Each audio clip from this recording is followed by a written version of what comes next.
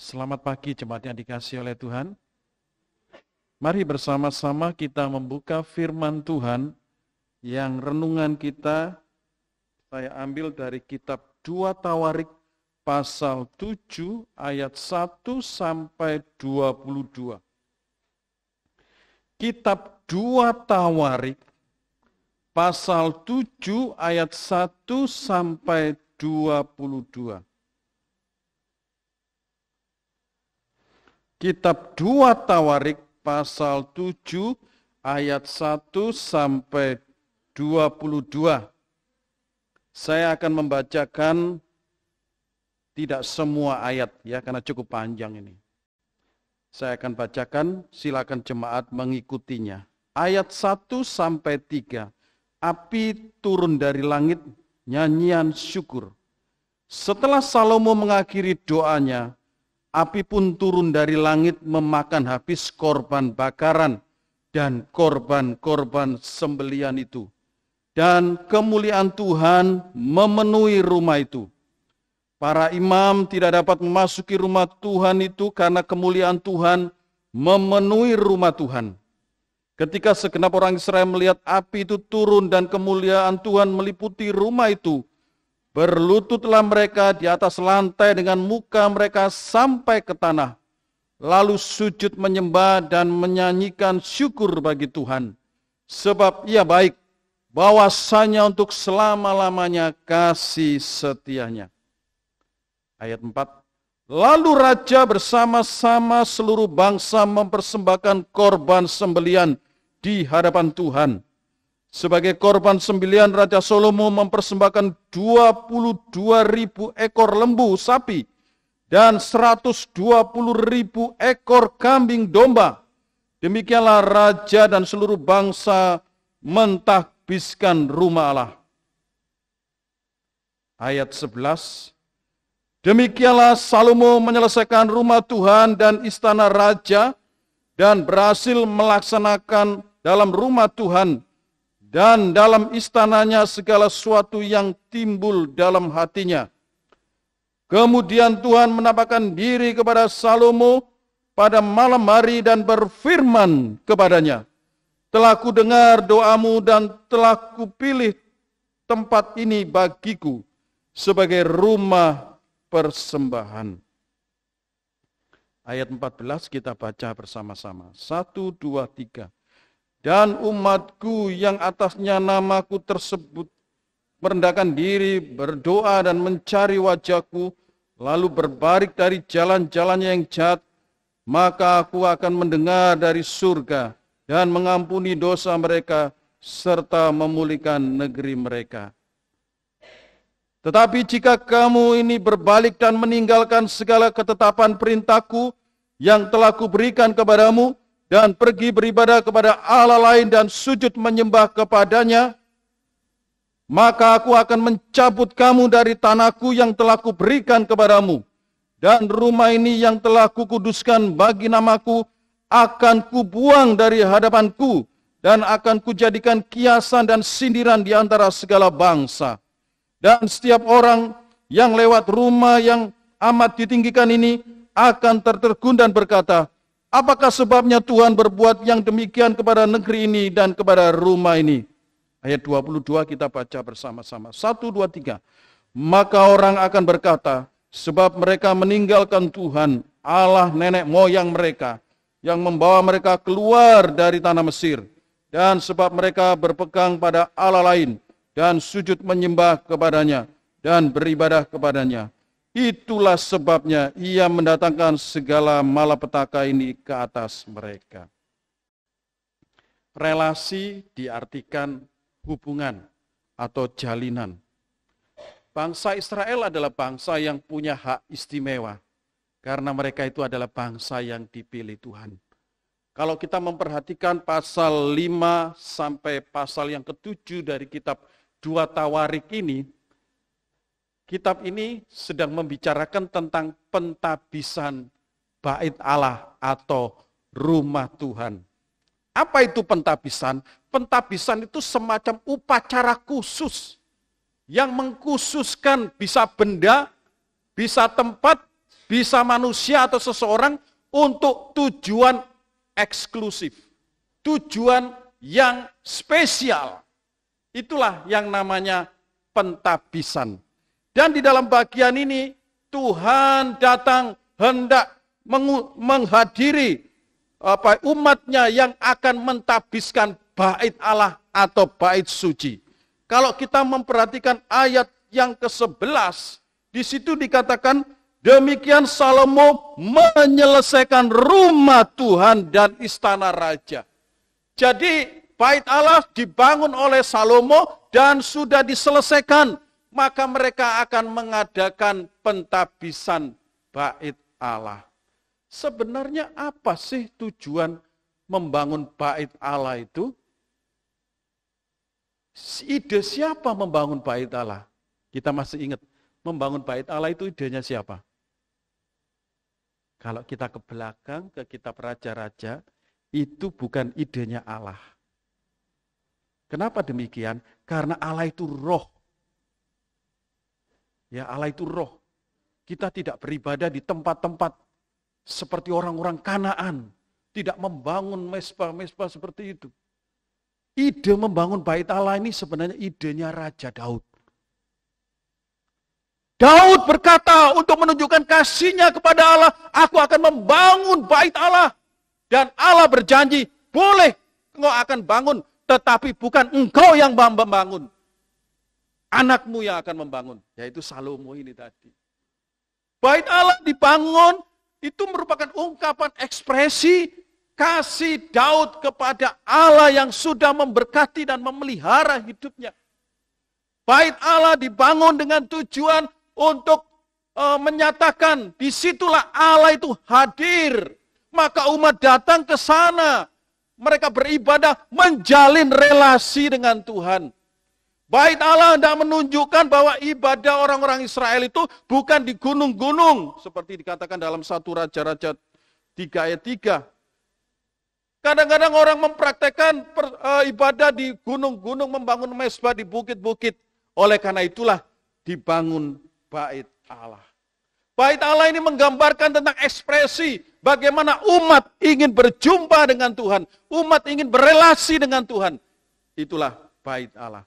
Dan ungkapan ini sudah dinyatakan ketika zamannya Salomo, pasal 5-7 ini.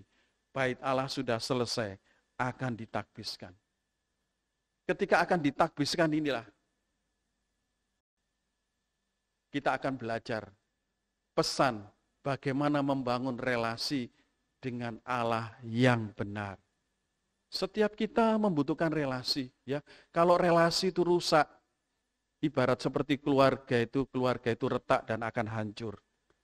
Kalau relasi hubungan kita, persahabatan kita sudah retak, itu kita akan berpisah. Kalau relasi komunikasi kita tidak baik, itu awal sebuah kehancuran di dalam sebuah relasi. Oleh karena itu membangun relasi sebagai umat dengan Allah itu penting. Kalau bangsa Israel membangun bait Allah, menggambarkan kita ini perlu berelasi dengan Tuhan. Kita perlu mewujudkan kasih kita kepada Tuhan. Dan Allah menyatakan diri, hadir di tengah-tengah bait Allah. Itu jelas sekali. Bagaimana pesan yang disampaikan ketika kita rindu memiliki relasi yang benar dengan Allah. Yang pertama, ayat 1 sampai ayat yang ketiga. Pesan dari teks ini adalah relasi yang benar itu dimulai dengan meninggalkan gaya hidup atau pola hidup yang lama. Ayat 1 sampai 3.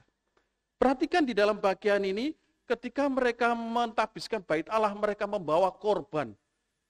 Lalu apa yang terjadi? Api turun dari langit, dikatakan di situ ya. Setelah Salomo mengakhiri doanya, api pun turun dari langit, memakan habis korban bakaran dan korban-korban sembelian.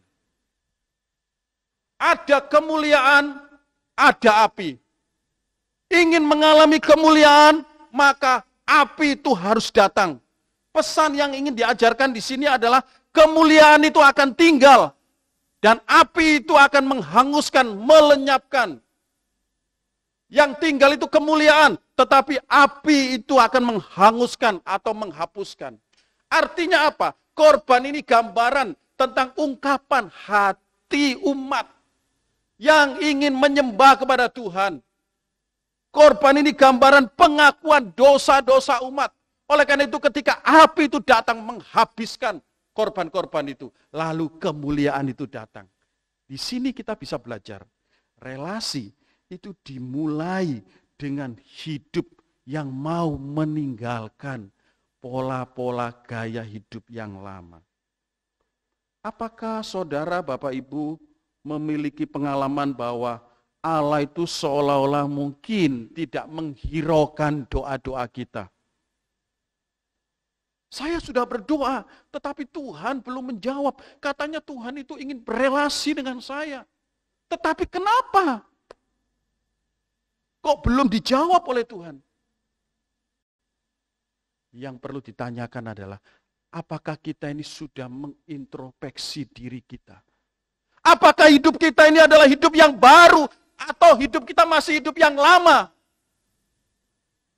Martin Luther, seorang bapak reformasi abad 15, mengatakan bahwa orang Kristen itu seperti kuda. Coba ditunjukkan. Orang Kristen itu seperti kuda. Gambaran orang berdosa itu seperti kuda yang ditunggangi oleh iblis. Orang berdosa itu seperti kuda yang ditunggangi oleh iblis. Lalu iblis itu mengenakan kacamata kepada kuda itu. Ya, kuda itu. Kacamata dikenakan oleh kuda itu. Kuda itu punya keinginan apa enggak? Kuda ini punya keinginan apa enggak? Punya. Saya kepingin jalan ke kiri Tapi karena dia dipakai kacamata oleh si iblis ini, dia dikendalikan oleh iblis.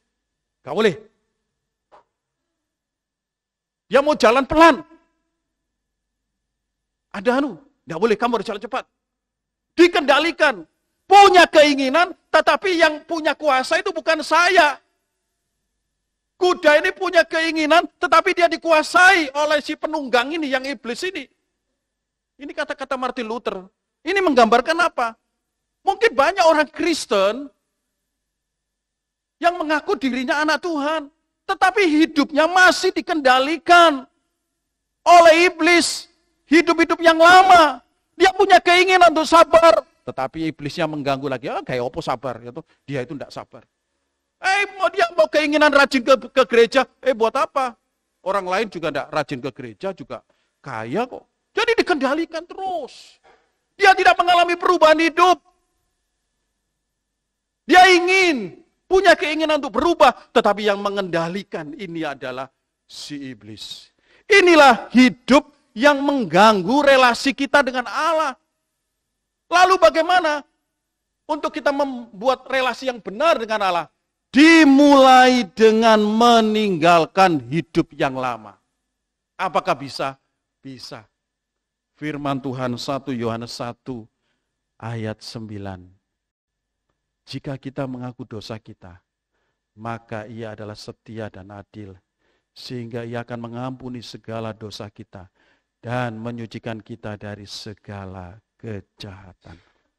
Ayat ini sudah sering kita baca, tapi tolong jangan hanya dibaca sebagai syarat ini berita anugerah, bukan hanya gitu. Ayat ini punya kuasa, punya kebenaran, bahwa kalau kita ingin memperbaiki relasi kita dengan Allah, maka dimulai dengan kita mau komitmen meninggalkan dosa. Saya tidak mau diatur oleh iblis, saya tidak mau diatur oleh hidup yang lama. Gaya hidup yang lama harus ditinggalkan. Gaya hidup yang lama itu harus disucikan oleh api itu tadi. Api itu ketika datang menghanguskan, menghilangkan, lalu kemuliaan itu muncul. Banyak orang ingin sukses tetapi tidak mau bekerja. Banyak seorang ingin diberkati tetapi tidak mau taat. Banyak orang ingin berhasil tetapi dia tidak mau mengalami proses. Api itu tidak mau datang. Pokoknya aku mau sukses. Tapi ketika api itu datang, dia tidak mau. Kan banyak seperti itu, ya kan? Coba Bapak Ibu bisa sharing sama jemaat yang lain kalau di kantin. Gimana sih kok bisa kamu jualan itu kok bisa laris? Itu pasti dia melalui sebuah perjuangan. Ya perjuangan. Proses. Api itu memproses saya. Sehingga saya dibentuk. Bisa menjadi seperti ini. Ya, jadi relasi itu ketika di bait suci itu, bait Allah itu, api itu datang. Kemuliaan itu ada. Yang kedua, pesan yang kedua untuk membangun relasi yang benar dengan Allah. Ayat 4 sampai ayat 10. Ini 3 perikop, 3 pesan ini. Dilakukan dengan menghormati Allah. Perikop yang pasal 4, ayat 4 sampai 10 ini kelanjutan. Ketika kemuliaan Tuhan itu datang, mereka itu berlutut menyembah kepada Tuhan. Mereka itu tidak bisa melihat kemuliaan Tuhan itu luar biasa. Mereka mengalami ketakutan. Jadi relasi itu dimulai dengan apa? Sikap menghormati Tuhan. Menghormati itu apa? Menghormati itu berarti kita senantiasa mengandalkan Tuhan. Setelah kita mengaku dosa kita, menerima Yesus, saya mau berelasi dengan engkau. Yaitu apa? Mengandalkan engkau. Aku mau sujud kepadamu. Engkaulah sumber sukacitaku. Engkaulah sumber berkatku. Engkaulah sumber penghiburanku. Hanya engkau. Jadi relasi itu ke situ. Bukankah firman Tuhan mengatakan, hei kamu jangan mengabdi kepada berapa Tuhan? 2. Ya toh? Satu ke situ, satu ke sini. Pasti bingung. Ya toh? Dan Tuhan tidak mau kita seperti itu. Relasi hubungan. Itu harus satu. Ibu-ibu di sini ada yang mau dipoligami? Mau? Tidak ada. Ada yang mau dimadu? Dibelikan madu ya tidak apa-apa. Ya. Kalau di madu ya jangan. Tidak ada kan? Allah juga seperti itu. Kalau kita berelasi, berarti kita fokus mengandalkan Dia. Bersujud dikatakan.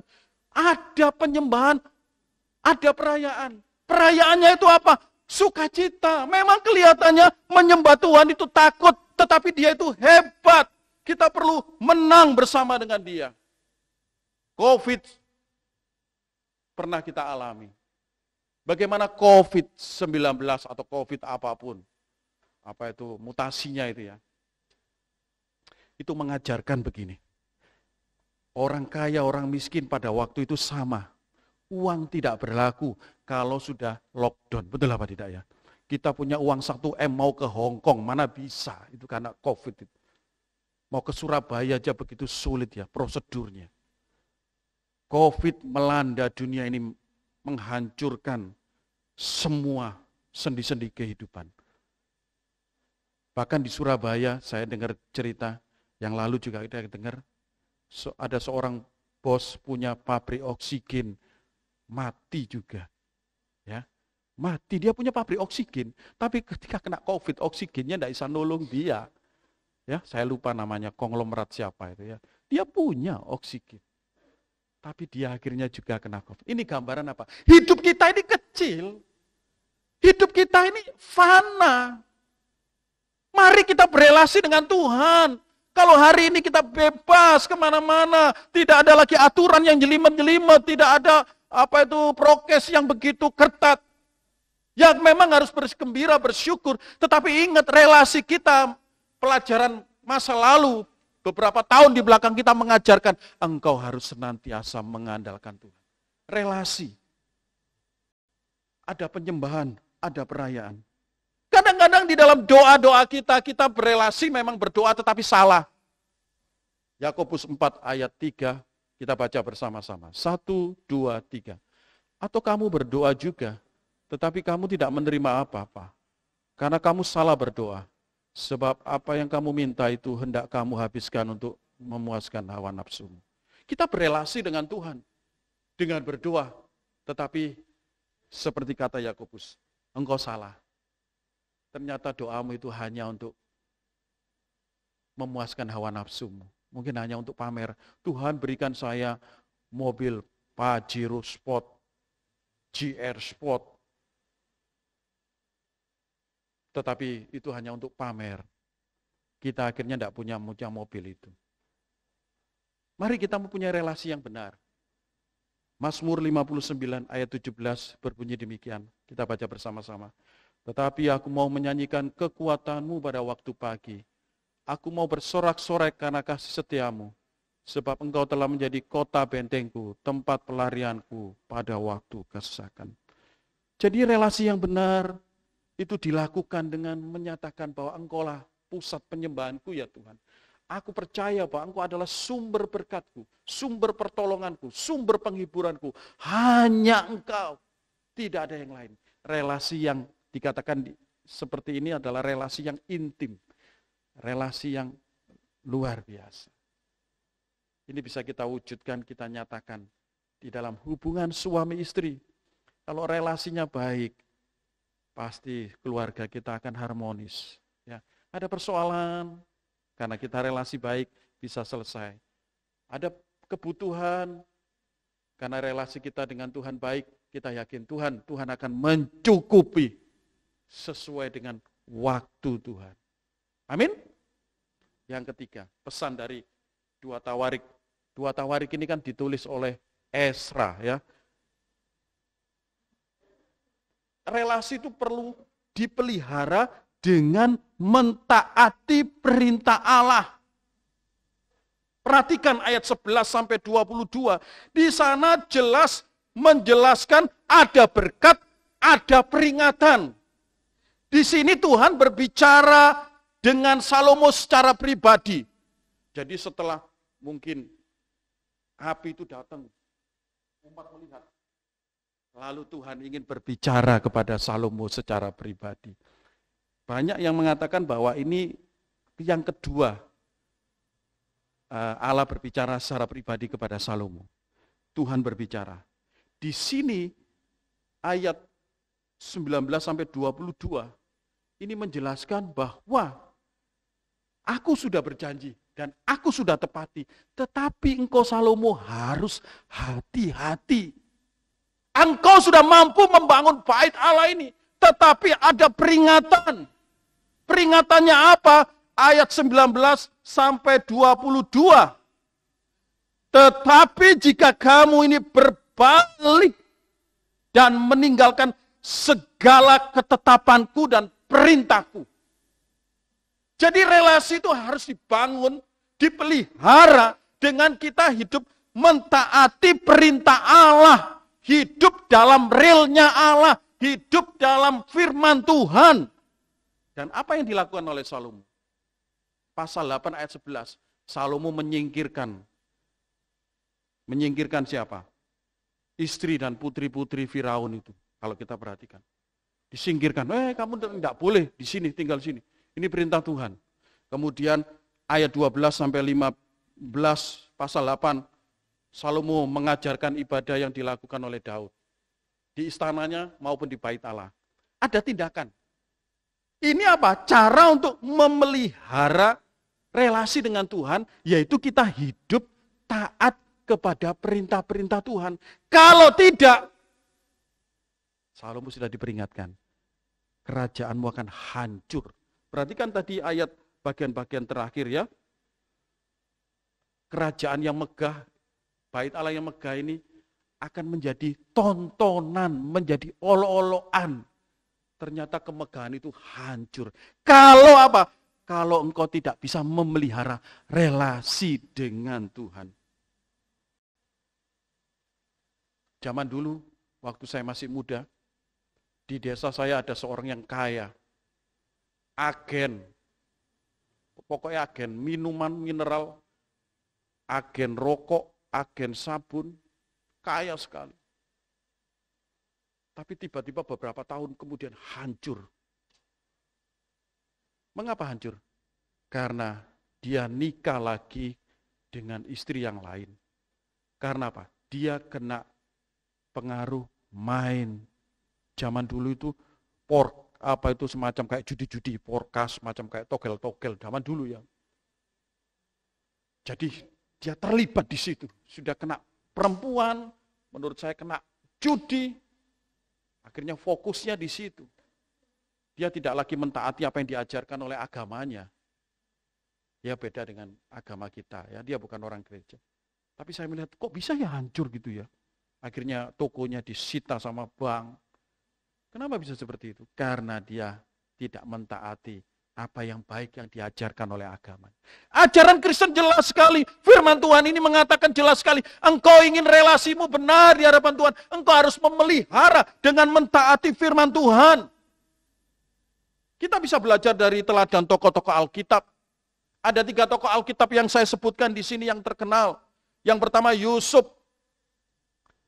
Yusuf, dia punya kans, dia punya kesempatan untuk berzina dengan istrinya Potifar.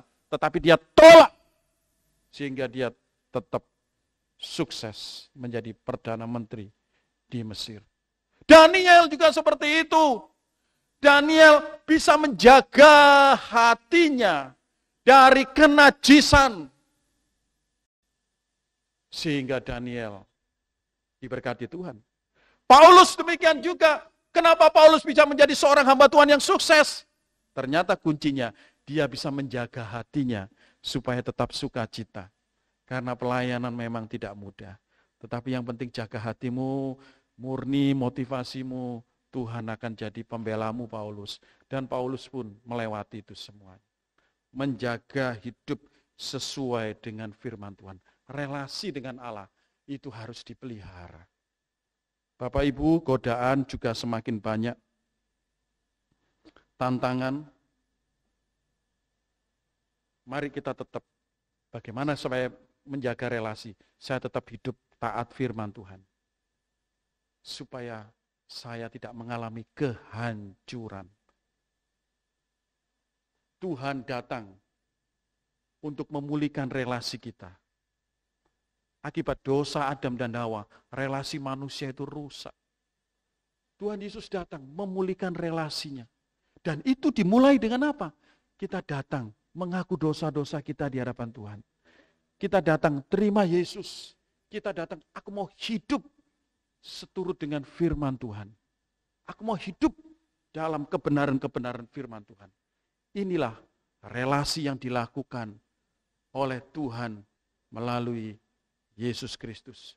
Inilah relasi yang ditujukan Allah yang penuh kasih itu datang ke dalam dunia untuk memulihkan relasi kita dengan Allah. Bagaimana dengan hidup kita hari ini? Apakah kita sudah menjalankan 3 pesan tadi? Mari kita berdoa.